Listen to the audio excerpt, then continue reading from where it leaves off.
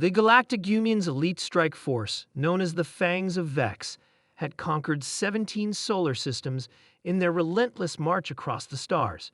Their carapaces gleamed under the artificial lights of their warship, the Inevitable Conquest Asterisk.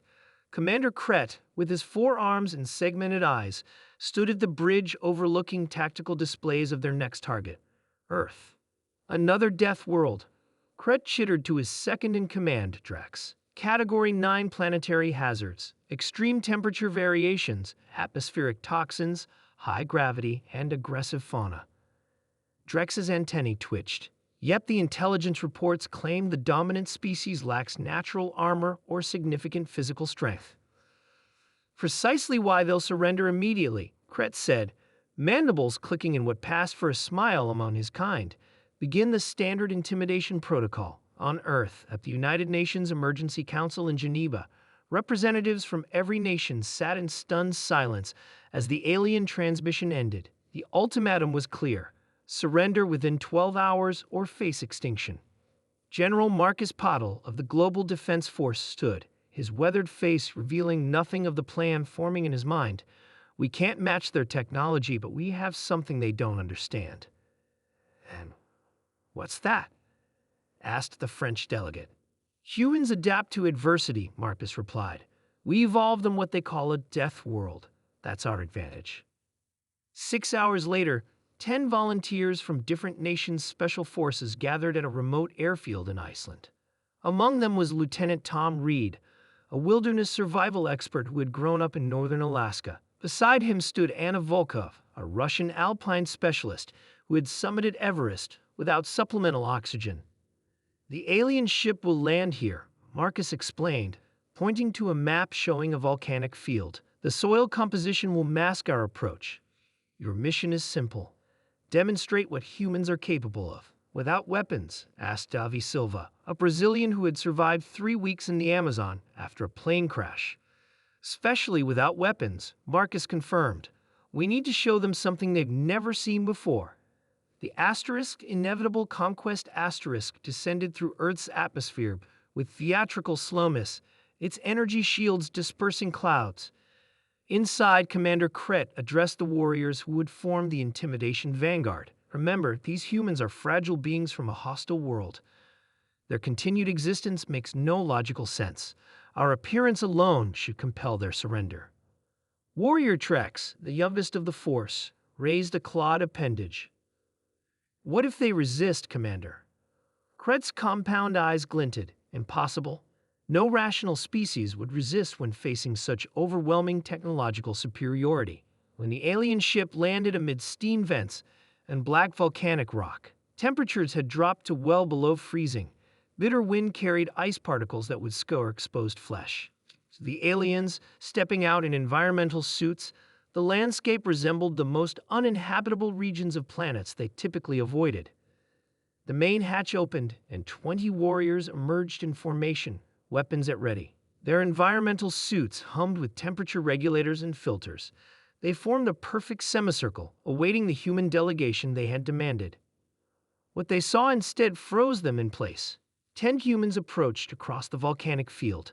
They wore minimal protection, thin layers of clothing, no environmental suits, no visible weapons. More shocking to the alien observers, several walked barefoot across the frozen, sharp-edged volcanic rock.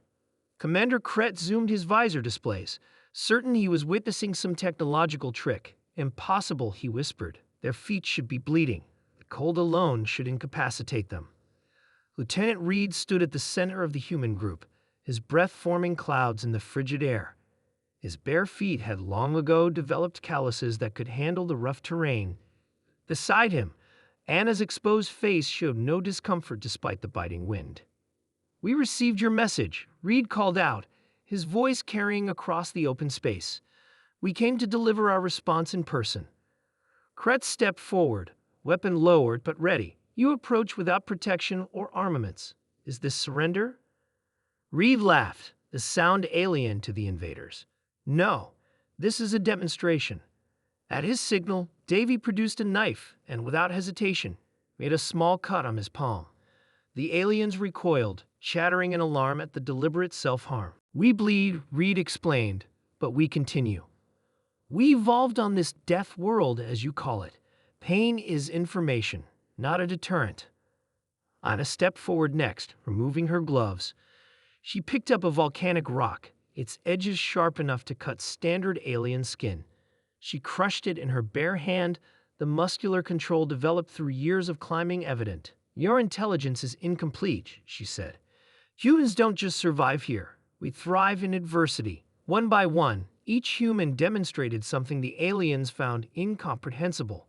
Jack drank water so cold it would have crystallized alien blood. May performed acrobatic moves that would have shattered alien joints. Omar endured proximity to a steam vent that would have cooked alien flesh. Commander Kret's mandibles trembled. For the first time in his long career of conquest, he felt something unfamiliar: doubt.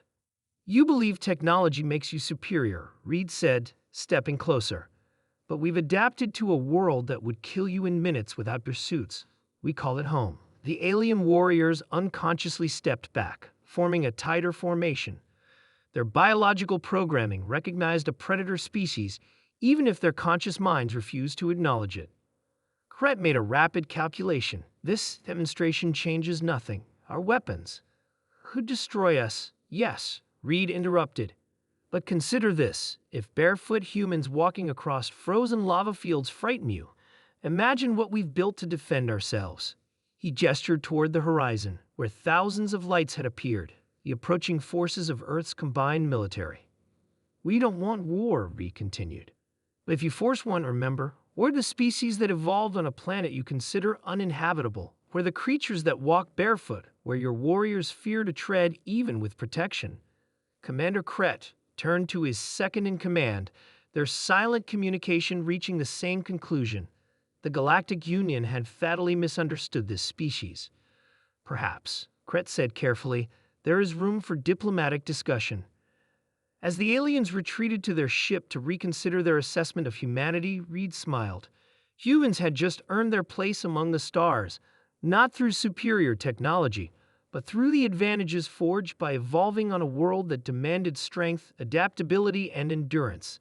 Sometimes the most effective defense was simply showing what deaf worlds walk through barefoot.